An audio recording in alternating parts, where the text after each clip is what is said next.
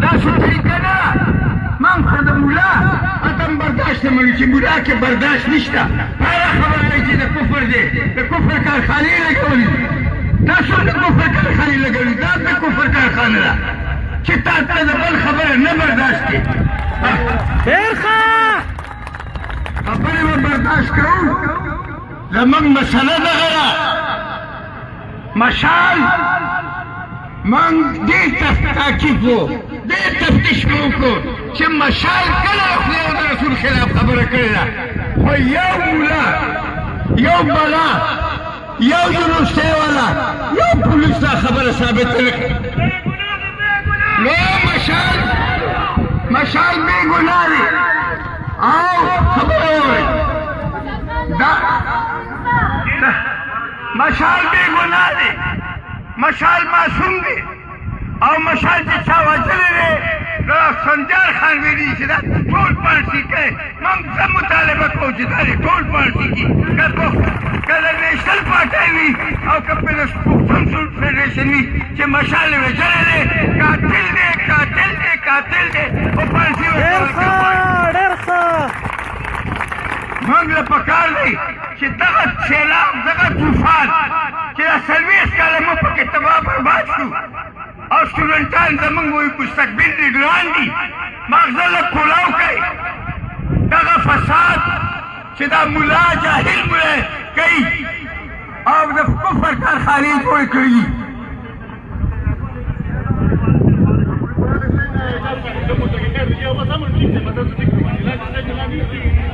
وروڼه بس نورې خبرې نه کوم زه دا وایم چې د دې فساد خلاف د دې بې ګناه مرګونو خلاف د دې د کفر فتوو خلاف د دې جاهلانو ملایانو خلاف او د یو روښانه ژوند دپاره د یو خوشحاله ژوند دپاره د ترقي یافته ژوند دپاره چې ساینس وي ټیکنالوجي وي خوشحالي وي روزګار وي او ظلم نه وي جبر نه وي استحصال نه وي راځئ چې مونږ قسم وکړو ما سره واده کوئ چې ټول دا خلک به د دې روښانه ژوند دپاره د ترقي پسند ژوند دپاره د وطن دپاره موږ به مشترکه جدوجهد کوو به کوئ به چې څوک پکې بېایمانه وکړي او ټولو شریک دښمن وي ډېرې مهرباني لطیف لالا د خوږو خبرو نه پانځه د قومي شاعر شمس میري صاحب ته خواست کوم چې هغوی راشي او د شعر په ژبه کې تاسو سره یو څه خبرې وکړي زه ټولو ملګرو ته خواست کوم چې هغوی د مېلمنو خیال وساتي په خپلو خپلو کرسو باندې کښېني زموږ پروګرام مختصر دی اخري یو څو مشران پاتې دي هغوی به خبرې کوي او بیا به په شریکه اخري مطالبه رابطه نه کوو او زه شروع کوم په نامه د خدای چې بخونکی او مهربانه دی ما د مشال شهید د 40مې دی په ورځ تاسو ته څو شعرونه راوړي دي خو دا څه چې زما په مخ کې وشو زړه مې غواړي چې دې ټولو ملګرو ته همدا خبره وکړم چې کم از کم موږ له لکه څنګه چې لاله ووې موږ له په ځان کې شعور او په ځان کې برداشت پکار دی نو هغه دا دی چې جنګ او مرګې دواړه دي جنگ او مرګې دواړه دي او بوټ او پټکې دواړه دي جنگ او مرګې دواړه دي بوټ او پټکې دواړه دي دلته د ټوپک په لاس خپل او پردی دواړه دي ډېر ښه دلته د ټوپک په لاس خپل او پردی دواړه دي لر او بر ته وګورئ لر او بر ته وګورئ ټکو سترې دواړه دي او دا د مشال څو شعرونه اقبال ته ټولو ملګرو ته ځوانانو ملګرو ته پیش کوم هغه دا دی ځوان زلمې مشال مشال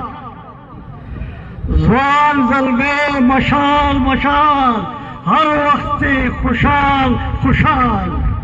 دا د پښتون بچې دا د سباوون بچې ځوان زلمې مشال مشال هر وخت خوشحال خوشحال خلق کی چیز ذکر وہ خلق کی چیز ذکر وہ داد ثواب فکر وہ سو بیان را جمع شو سو کسان را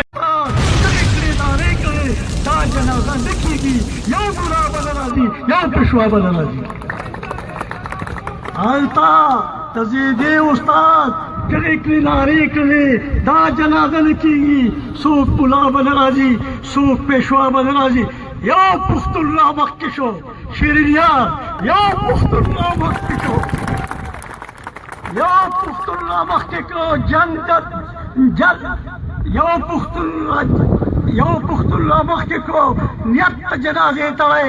شابه مقبرې ته دی قبر او خانې ته دی ټول دښمنان مړه شولو ټول وابیان مړه شولو واړه موریان مړه شولو مشال پټکې په سر شولو اوس مشال ژوندی شولو اوس مشال ژوندی پلار خپل جلال پلار خپل جلال بلکو مور خپل مشال بلکو پلار خپل جلال بلکو مور خپل مشال بلکو پلار اقبال خل نه دی زوی مشال مر نه دی پلار اقبال خل نه دی زوی مشال مر نه دی نر مشال می مر نه دی دا مشال می مر نه دی دا مشال می نمری دا مشال می مر نه دی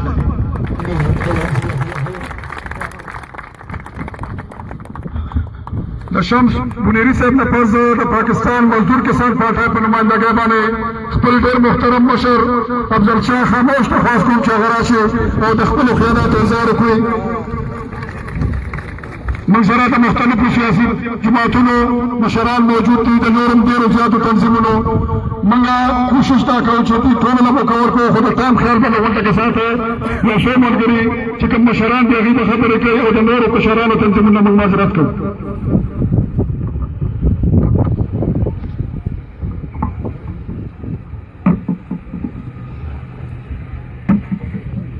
ټولو راغلو د مشال په دې سوق کې شریک شو ملګرو ته هرکلی وایم.